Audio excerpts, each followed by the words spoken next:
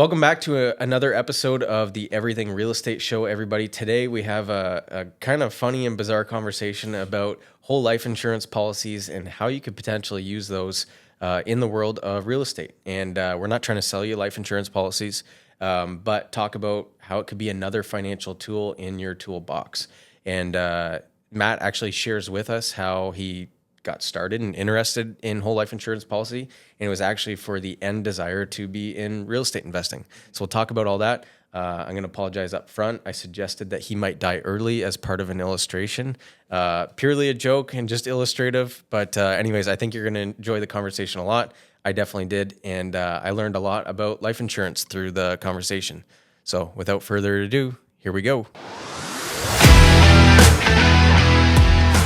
My name is Cody Kraus, and I'm a real estate broker owner that's obsessed with everything real estate. Investing, building, selling, developing, farming, you name it. I've been doing this since I was 18 years old, and I've learned a ton through trial and error, and I've met some of the coolest people ever. This is a show where I invite these people on to talk about their experiences and mine, plus everything else real estate. Let's go. Well, ladies and gentlemen, welcome back to another episode of the Everything Real Estate Show. Today, I have a friend of mine on with me, and his name is Matt Branch. For anybody that doesn't know Matt, who is Matt? Yeah, I've been listening to your podcast for a while. You always ask that question. Matt's always changing. Okay. Right now, I'm just exploring. I'm a very curious person, but I'm a 22-year-old entrepreneur in the life insurance industry and now breaking into the marketing industry. I'm also a fellow Christian. It's where I really got to know you from. And Matt's always changing. He's always evolving. So it's a very difficult question to answer right now. But I think, I'm just based in Christ and love business, love talking about wealth and how to create it and community. And that's about me right now and just enjoying life. Okay, cool. That's a lot. My sisters gave a speech at my wedding, and I thought it was really funny at the time, and now I'm not proud of it. And they were like, there's 3 different Codys, and we're one of the few people that know all 3 of them. Yeah. And I thought it was really funny at the time, and I'm like, oh, that's actually really not a good thing that I'm maybe different in some scenarios. So Matt's always changing. Is Matt the same in every room, or do you get the same Matt everywhere? You probably get the same Matt everywhere, but that Matt's always changing. You know what I mean? So, but that's a good thing. That can be a good thing, I should say. I am the same person in every room. I'm not going to lie. Like, good. I'm always like the loud, tall one and like not too loud, but just outgoing. Yeah. I'll come up to talk to you. Like if you want to run away from me, you can't. If I ever saw you in a grocery store, I'm going to say hi. Yeah. But yeah, like it's a good point to make because have you ever heard like the mask theory where like you have different masks you wear for when you're out in public? That makes sense. That's what you're relating to, right? Like, I never wanted to be like that. No, I'm trying to be the same person in every room. Especially now. Like if we're talking about Christ and being more like him, it's like I don't want to change up. Yeah. But I fall short of that all the time in a way. Yeah. As we all do. Yeah. Okay, so you've been talking about infinite banking for a while now, and for anybody that hasn't heard that term before, they have heard it and they're not sure what exactly it means. Right. It's directly related to the whole life insurance policy industry. Yeah. And I believe infinite banking was a term coined by a book written about the industry. Yeah. Yeah. So, do you want to go into it? Well, real quick, there's an episode of The Office where Michael Scott has a surplus in their budget, and he makes Oscar, the accountant, explain it to him like he's 7. Yeah. And then he gets through the whole explanation and he says, okay, now explain it to me like I'm 5 or whatever. Yeah. So whatever you were going to say, I will to 7-year-old Cody, explain it to 5-year-old Cody now, because I've heard you explain it so many times and I understand the basics. Yeah. But I don't understand the full thing. Yeah. So keep that in mind. And I believe that most of my audience is way smarter than me, so it might be under the radar for them. But anyways, explain it to me like I'm really, really dumb. Yeah. So first off, infinite banking's not like a product that you purchase. Yeah. What you purchase is a type of life insurance policy that is structured to actually give you access to your money. Okay. So it's kind of like a saving. The simplest way to put it is, and like how I like to put it is, it's like a savings account on steroids. It's not an investment. It's not meant to be an investment, but it's just a alternative to a savings account. That's what I would tell a 5-year-old. It's somewhere where you can place your money inside a life insurance policy, have tax advantages so you don't have to worry about taxes down the road, and you also get a percentage of interest percentage of the money that you put in there. So if I was going to open a savings account at a bank or credit union, Not going to get that. instead I can open a whole Yeah. life insurance policy and consider them similar. Yes. Yeah. But then there's obviously other benefits that come with it. Like you should have life insurance anyways, You whether should it's have term life- or whole life. And actually the Exactly. policy that you sold me Yeah. has a term rider and it's a whole life policy. So it's actually a combination of both. And this could get as complex or as simple as possible, but the most simplest way to put it is it's a savings account on steroids. We can use it for multiple purposes, and it's kind of like the Swiss Army knife of financial products. That's what I like to put it as. Okay. I'm not biased towards term or whole life. It's just something that was my niche. I saw a problem. A lot of business owners, they ran out of access to money from the banks. They didn't have any of their own wealth growing for them when they'd be all tied up into real estate properties or their cash flow in their business. So that's where whole life comes in, because people could start storing wealth here and they can make their money work 1, 2, 3 times, and you're a real estate investor. So I'm like, okay, well, you already understand leverage. This is just another leverage tool that we have to our arsenal, in a great way to diversify. I don't want to get too complicated, but diversify into another asset that's one of the most guaranteed assets on the planet, and that's in the life insurance companies. Whenever I apply for a loan, Yeah. when they have you do a personal net worth statement, they always ask you to list cash value of any insurance policies. I have multiple term policies, but there's no cash value with it. No. What is cash value? So cash value is just basically premature death benefit. So everyone knows about death benefit. That's like what you get if you pass away. Yeah. But cash value is premature access to your death benefit in an added amount of time. So for example, it's giving you, if you were going to pass away, and let's say if your death benefit was 100,000, year 10, they're giving you access to that money before you pass away, so you can go out and use it. And that cash value starts to build after a certain number of years of making either the minimum payment or over contributing. Yeah, so that's where it can get super complex, because I mean, it's all depends on how the agent structures the life insurance policy. So it can be, you can have access to 90% in the first year, or if you go to the wrong guy or he sets it up incorrectly, or it's just not aligned with your needs at the time, it will grow a lot slower. So there's ways you can access that money faster, and that's with using a third party like a bank. So they'll give you 100% of the premiums that you put in. So if you put in 100,000, they'll give you a loan against it of 100,000. So you're using collateral there. But traditionally, the bank sees it as collateral, just like they would equity in real estate property. It's literally, I really just like to relate it to just like how we would borrow money from a property. Okay. Just equity. It's another leverage tool, but this is with your savings. So let's say I'm going to come to you and I'm like, hey, Matt, I'm married, I got a mortgage, wife's busy with the kids. Yeah. So I think I need a life insurance policy. So if and when I go, the mortgage debt is taken care of and there's some cash set aside so my wife can keep things going in the household. Okay, Cody, you know what? If you got a $400,000 mortgage or a $500,000 mortgage and you need to replace your income over 10 years or whatever it is. So why don't we sell you $1 million life insurance policy? And that sounds like a lot of money, but in life insurance, the younger you buy it, the cheaper it is. And it's 100%. actually not crazy expensive, right? Not at all. And with inflation, you might think you only need 500,000 now, but in 10 years, You need that. you need that million, right? And so why not buy more if it's cheap right now anyways? Okay, Cody, you know what? It would make sense that you have a $1 million life insurance policy benefit. I might, based on the structure that you put together, I have no idea what the payment would actually be, but let's just throw a number out there. Okay, Cody, you need to pay $500 a month, $6,000 a year, and that's going to give you a $1 million whole life insurance policy. Now, if I pay more than that 500 or I over contribute, then that money goes in essentially to a financial instrument. Yeah, essentially it's the insurance company that you're investing in at that point, and then they go invest into making a profit. So that could be into bonds. They invest in very stable assets, bonds, real estate, just growing the business through like company, like the marketing, all that jazz. So Yeah. you're actually becoming part shareholder of the company when So you you can put more over money. contribute and you Exactly. would see that back. And I think the benefit that you've really tried to nail down with me is that any dollar I contribute to a life insurance policy is tax deductible.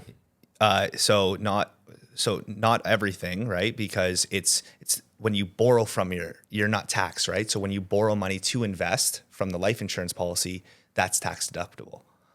So I have, And that is as well, but that's not for everyone. I don't want people to get like no. And so for businesses. I guess the one really confusing, I never knew this about life insurance policy until I really started shopping life insurance. But like, if I wanted to, I can put a life insurance policy on you. Yeah. And Matt's sitting down right now, so you can't see, but he's really tall. So this is a really morbid thing to say, but like Great Danes die earlier. I'm not saying you're going to die early. Maybe. But if I think of dogs, right? Big dogs typically have a shorter lifespan. So I'm like, let's just say there was facts that proved that tall humans were going to. Sure. I think you're going to live a lot longer than me, yeah. just to put it out there. But you know what? I think Matt's only going to live 40 years. I could actually go put a life insurance policy on your head, right? And if I did it through a company, it's actually an expense and then therefore tax deductible. Yeah. That was probably a terrible thing to say. That was crazy. But as long as you know me and there's some form of insurable interest, I could be like a babysitter of your kids or managing your marketing for your business. There has to be an insurable need. You can't just go out on anyone. Okay. But there has to be, but absolutely. That makes sense. That could absolutely happen. Yeah. For example, I've worked in companies where they put life insurance companies on all the key employees in the business and then access that cash value to help scale the business even more. But then if they pass away, they have income replacement for those key employees. That makes sense. Or I mean, similarly, like my wife's not working right now because she's busy with our kids. So I could put a life insurance policy on my wife through the business. Yeah. And this is a thing too about like the life insurance space. It's over complex. Even getting into the industry is over complex. I think there's a huge information gap for a lot of these companies out there. And my biggest passion is exposing, no offense to anyone, but the MLM companies, like the multi-level marketing companies. I don't think they're doing the right thing. They're putting an emphasis on recruiting rather than product knowledge. And so as soon as I could, like most people start in the industry in MLMs. I can't say any of the names, but there's probably going to be people who have heard of these companies. Yep. You can literally name anyone. They all have acronyms for them, but they put on a huge. They basically just sell to friends and family. They dry up your warm market, and most of the time they sell them the wrong products, give them people the wrong idea of products. So there's a bunch of different types of ways you can structure these policies. This is why it's so important to go to the person that's, actually educated on training and understanding these products. And for example, like when we did business, I had a tax planner there as well for your corp. So it's not just going off what I know, it's going off people who have 30 plus years in the industry, whether that's tax planning or actually designing the infinite banking type policies, which is with the properly structured whole life policies. So I like all what you're saying there because in almost any industry, there's the company that focuses on expertise and giving the right advice. It's not always the most desirable because it doesn't always show the quickest growth. It does not, no. Projections. And then there's the company that focuses on the recruiting model, right? Yeah. Get your downline going and all that kind of stuff. Yeah, they're both bad. It's both very hard to start. It's, if you do the right thing, you will see the results in maybe 5 years. That's where it kind of happened with me. I was trying to do the right thing. Never recruited a single soul in my life. I didn't believe in it. I'm not where I want to be. Why can I lead a team if I'm not where I want to be? I think you'll see more dividends from that. And I will. Better growth plan for your career long term though. Yeah. So I commend you for that. I think that's the right thing. And anecdotally, when you were going through the process with me to structure my policy, you answered all my questions, which was great, and you were educated in it. And I still can't believe you're only 22 because the way that you were answering those questions was really good. So obviously you've taken the time to give yourself that knowledge. But at the same time, you were like, hey, haven't done a ton of corporate policies. Yeah. And I hope you don't mind that I said that, but you were totally willing to be like, I have access to someone amazing who's got decades in that will give us the right advice. So I can give you, the right knowledge that I know up to a certain percentage, but it wasn't about like, let's just sell the biggest policy or No. anything like that. It was, okay, no. Let's make sure that we're suggesting the right Yeah. avenue here based on your specific scenario. And life insurance is probably that weird one where my policy probably looks nothing like yours and it should look nothing like. No. That's why it's hard to hop on these podcasts and talk specifics, because it's dependent on the individual. And, there might be a guy who has no cash flow, but is sitting on a bunch of equity in his properties. That's not for him. Infinite banking is not for him. Infinite banking is for people with cash flow. I'm not saying whole life isn't. I'm just saying the strategy of infinite banking.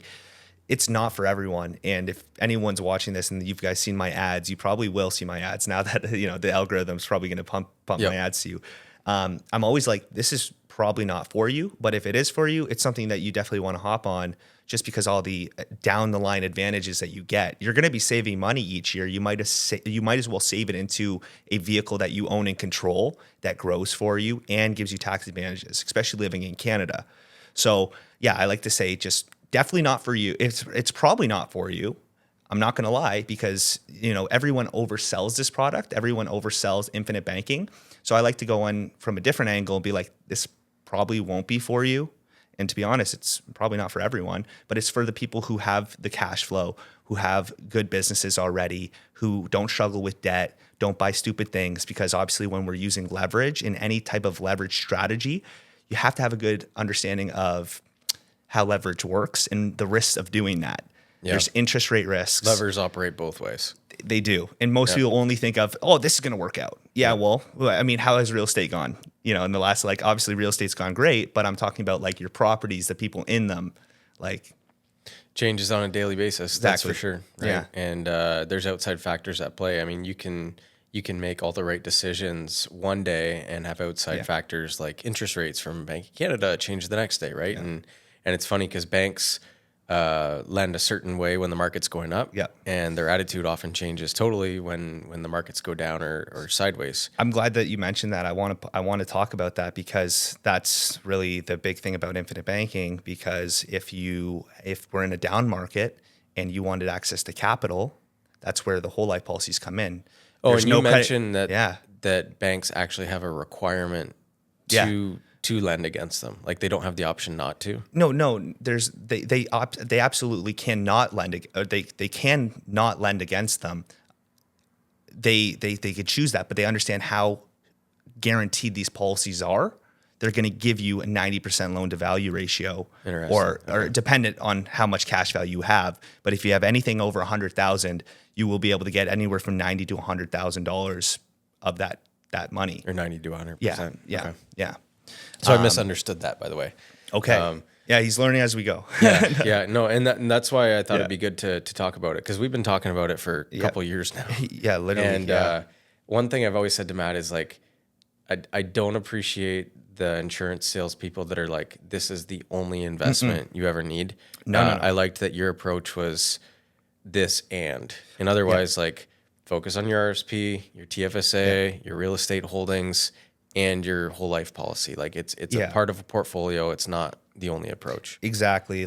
I practice what I preach. So I have all my investments, I have my registered accounts, and then I also have this as a diversified asset for the future. Yeah. Because obviously it's not doing much for me right now. But for example, I'll just bring up crypto really quick. I like the crypto markets. I believe in them. I've done enough education to have a good understanding of them. So when the markets came down, I took out a policy loan. So when the crypto markets came down, right? Because Bitcoin was when the crypto at 100,000. Now we're back at all-time highs, went to right? 40, and it's on its way back up now. By the time this gets back, or this video goes out, probably we'll be back at a low. But I'm just kidding. I don't know. I don't know what the market's going to do. All I know is Bitcoin's at an all-time high right now. But for me, having access to that capital inside my whole life insurance policy, I was able to borrow money while keeping my money growing inside the cash value. So it's just I'm leveraging the cash value. My money stays growing at 4 to 6% in the policy. And now I have my money that was in the policy fully liquid, like I never touched it though. I now put it into an asset I know will do well. And I'm not on the hook for that loan because I choose. That's basically me borrowing my own wealth. The life insurance company is giving me a loan, right? But they keep the money. They keep the money growing as collateral. But now the reason why that's equitable for both of us, like for the client of Equitable, let's say, I'm just going to use Equitable. Which is a bank that also sells life yeah. insurance policies. Yeah. So I'm just saying, like, the reason why that's good is because, first of all, they're not on the hook for the full death benefit if you were to pass away at that time. If you borrowed your wealth from that, you don't get the cash value because they're basically, it's like a null. Like, it's like if you borrowed 100,000 and your death benefit was $1 million, you now only get 900,000 because you borrowed that wealth out. Yeah, so so it's they're like not on when- the full hook. It's like when you sell a house, like the bank registers their lien on your property. Exactly. If you go to sell the house, the lawyer does the title search and Exactly. discharges the lien. Yeah. So similarly, it's like a title search on Matt Branch. Kind of, yeah. Right? So the coroner says, well, you know what? He's got $100,000 owing back to Equitable Bank on the life insurance policy. So we got to pay that out before he collects it. Yeah. So, and the reason why I like that though is because I get to choose when I pay that loan back. So let's say if the crypto market didn't come up and I put my money into the crypto market and I was just waiting for it to come back up, I'm not on the hook for the money at all. Like I could choose to let that go for the rest of my life. Obviously it makes sense for me to pay that back, but Oh, so there's no repayment? there's no terms? repayment. No. Interesting. I could choose. It would just cancel out against the policy. Exactly. So And that's why, so when my money, like it went crazy in January, my crypto portfolio went crazy. and this is not advice to get into crypto This investing, is not, by the this way. is not advice to get in. And, you know, I'm just very passionate about like sharing my process. So that's why I'm talking to it. Sure. But yeah, so I took profit, trimmed a little bit of my profits off the top, paid back the policy loan. Yeah. And while that was happening, my money was growing in the policy like I never touched it. So in theory, if I had just to make numbers really, really Yeah, easy, yeah. $100,000 cash value on my whole life insurance yeah. policy at the moment, Yeah.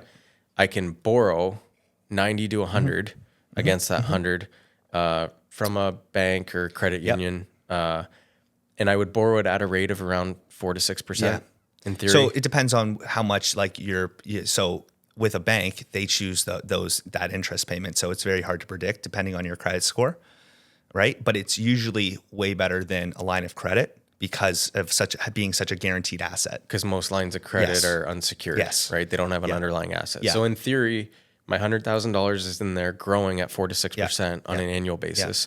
I can borrow it at around the same rate. amount, yeah. Not necessarily the same, but probably close to. Yeah. So a lot of people will go, okay, well, you're getting 4 to 6%, then you're paying 4 to 6%, Yeah. so it's zero. Yeah. Why would I do that? And so you're saying, well, hang on, if you can borrow money at 0%, Yeah. to go put that into an investment. While your money's continue to grow in the policy, like So it's growing at a rate that offsets the cost of borrowing. Yeah. Now I can take that and invest in something like crypto. I can real estate. And so I love that you're saying that because I we got want to you get to it say back real to real estate. estate. We got to stop talking about crypto, but Yeah. you put into real estate. Or I could go put it in the market, in the stock put it market, in the or market. whatever. But this is where people will get hung up on. I already know what people will say. They're like, well, why am I borrowing my own money? Well, the reason why you're borrowing your own money is because if you just use your savings, then you destroy the compounding of your wealth.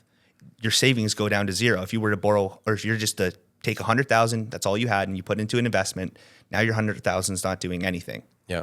But now when you pay back the loan, your 100,000 has been growing all along, like you never touched it. So now you don't have to wait to build back another $100,000. So let's play out an alternate scenario. Let's build this into real estate because I do want to see. Let's do it, How yeah. could a whole life insurance Yeah. policy help you invest in real estate Yeah. since it's the Everything Real Estate Show? So let's say that I have a $100,000 Yeah. cash value life insurance policy, or I had $100,000 in a TFSA growing at a rate of 6%. Sure.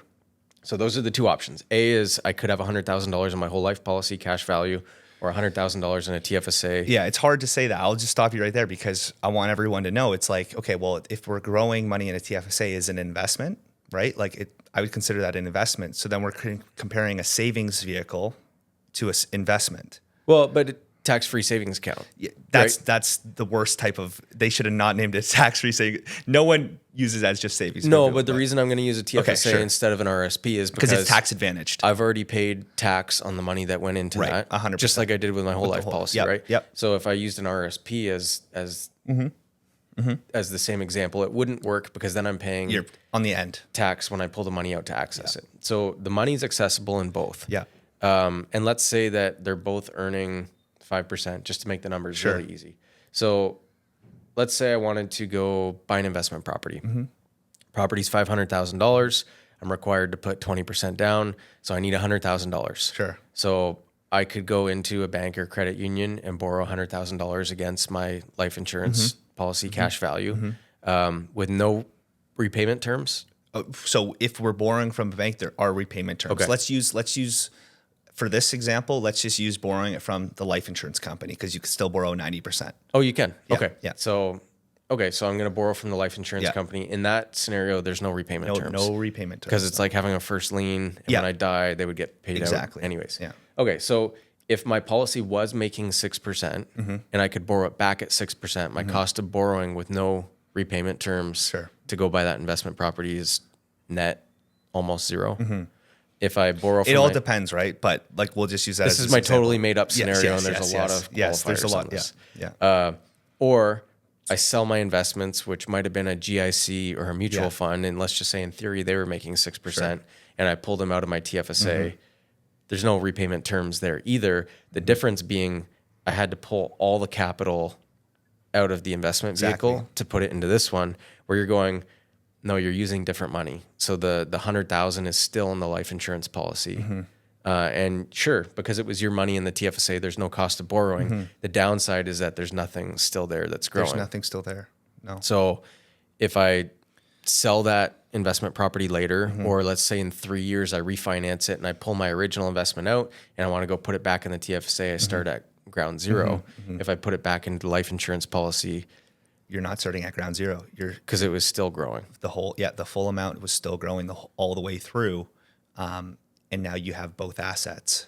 And so I guess the difference there is maybe almost zero in theory, because if it was costing me the same amount to borrow at what it would have made in the meantime. It's about convenience though. Yeah, right? so that's what I was going to say is if we work it based on timing, so maybe I don't have plans to buy a property right now, but I'm going, I'd like to keep my eyes open, and if something comes up, I'd love to have the ability to jump on it right away.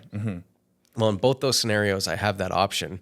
The only thing is I'm susceptible to the market swings on my TFSA. There's so no my, guarantees to my it. 100 might be 95 right now, Yeah. or it could be 105.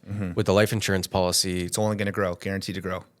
there's no There's no potential fluctuation. downside. No, there's no. It will be my policy today will be worth more tomorrow. Every single time. Every single. I'll go log in. I'll see my policy value gone up. Yeah, and that's because in all reality, they might be making 12 or 18% on your money, but Sure. guaranteeing 4 to 6. Yeah, yeah. And then you also get a dividend at the end of the year. That's at 6.5%. So that also goes to, that's like Oh, the there's a charity dividend. Yeah, Okay. yeah, and it's on your policy as well. Like, Yeah. Well, that's great to know. Thanks, Matt. We went over it, but it's just We did. There's too much there There's for so me. many metrics. It doesn't have to be complicated, but at the end of the day, it's just about understanding the client, understanding what they want, understanding where they want to go. Because, like I said, it can be definitely different for everyone. It's absolutely different for everyone, and you have to be careful, how you structure those policies, because it could be designed for you to be able to pull out the full amount right away, or it might take 5 to 6 years to grow it to an amount that's more than what you put in. So, And I mean, in all Super reality, if you you have still need life insurance. if you have a family, if you have debts, things like that, you should have life insurance in place. Absolutely. And like when you're younger, like when you're not, senior citizen age or higher, term life insurance is cheap. Whole life insurance is pretty cheap. It's cheap. Like, for example, like I would only recommend, like most of the time, unless they're dealing with cash flow, I just recommend setting up a whole life policy on yourself.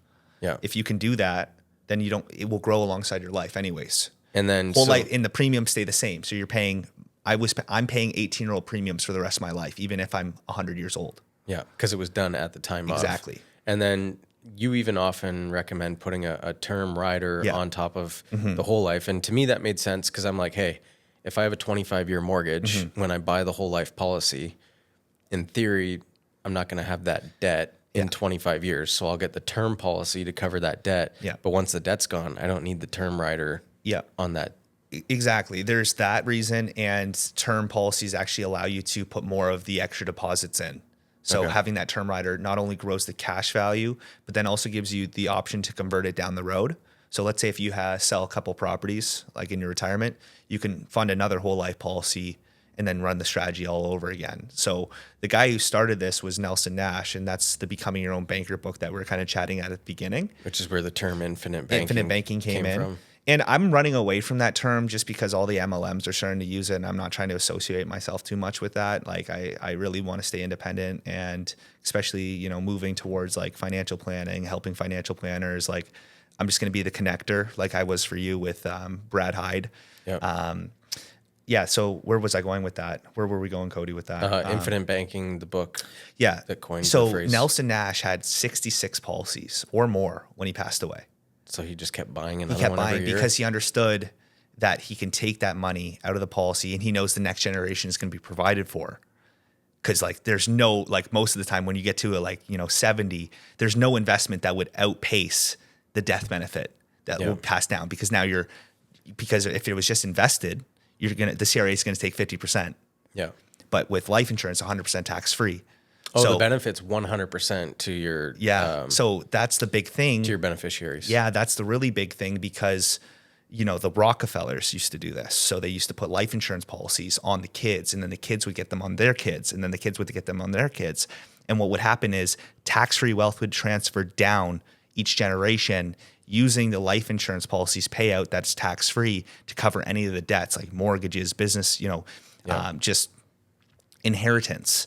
And so people would just keep passing down the wealth tax-free. So they knew there was going to be a huge wealth transfer, Exactly. and unless they did it inside of a tax vehicle like a life insurance policy, you'd have to pay the inheritance tax. Exactly. Yeah. So they use that as they put it in trusts. This is in the States, but they would put it in trust and have the whole life insurance owned by the trust, and then obviously their business is owned by the trust, and it was just all passed down tax-free. Yeah, and if you're worth tens of millions of dollars, there are people coming to you and telling you how to do this. However, how do we do it for little for families, everyday right? people, typically you don't have large companies showing you how to set up blind trusts. But it's super important, right? Like because you can really provide for the next generation. Like something that I'm always like telling you is like get a kids policy, get your kids policies, because then that rides alongside their life for the rest of their life.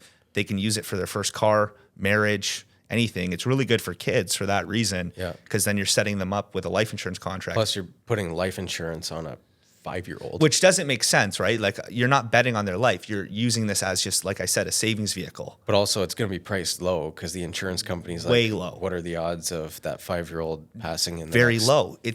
You're basically guaranteeing that your $1 that you're putting in will be worth $10. Yeah, that's literally what you're doing. Yeah, and so like whole life insurance on an ongoing basis, like to service it on each year. Mm-hmm. Obviously, it's a lot more money than term, but 100%. Term makes sense. Like to me, that makes sense because I don't. Well, you're not building equity, right? I don't recognize the benefit of the term if I outlive my term. Well, this is it. It's only a cost. We'll put it in real estate terms. Term is like leasing, right? Yeah. It's like renting, and whole life is like owning the home. Oh, that's a good way. That makes sense to me. Yes, exactly. I'm getting to know you, my man. Okay. So that's really what it comes down to. It's like, okay, what's more valuable, renting or owning the home? Yeah. So, in your opinion. And the monthly or yearly servicing that is often similar with renting and owning, Mm-hmm. but in life insurance, you're gonna be a little bit more on owning, but it's obviously a lot different thing. So, well, because you have the death benefit that you're paying for, right? You have that additional coverage, and then the extra money that's going in is building the cash value, which is your equity in the policy. Okay, that makes sense to me. So, term is leasing a life insurance policy, whereas whole life is buying the house. Exactly. Okay. Yeah, 100%. Yeah, that's how I explain it to real estate investors.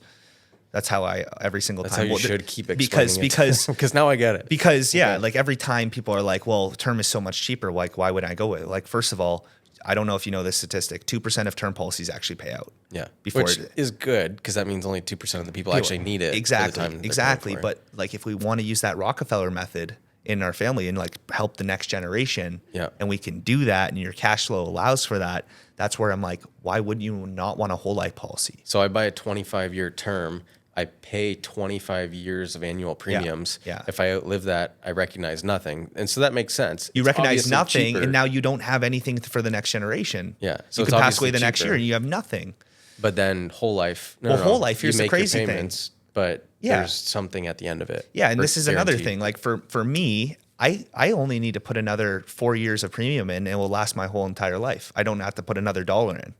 Oh, that's the break even that you're talking about? Well, you can break even, you can offset it. It really, these policies are a lot more flexible than people realize. It's because they go to generic advisors and they're not trained. And this is why I'm like, I don't like putting out too much information. I don't like information spewing. I like sitting down and just chatting and then letting people know. But with whole life insurance policies, you have so much flexibility. With term policies, you're locked in. So you just have to make your minimum payment. Now, if you want to over contribute, you can. Exactly. And it's not money that you'll never see because it's an asset that you can borrow against once you hit that break even. I don't expect you to explain the whole break even thing. Yeah. We're not going to get into that, but it's usually traditionally you can offset a policy around year 4 and 5.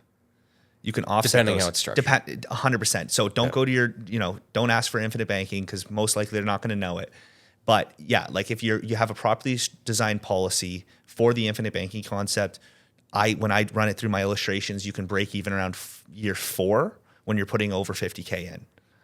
So most people, business owners will have that. And that's why I like servicing business owners, because they have bigger problems to solve.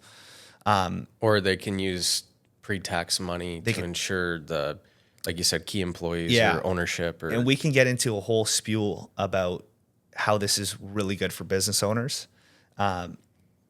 With the taxes, I just like I was telling Cody, it's like surface level is probably okay for the podcast. Yeah. They can contact you and their accountant 100%, if they want to get further into the weeds. Yeah.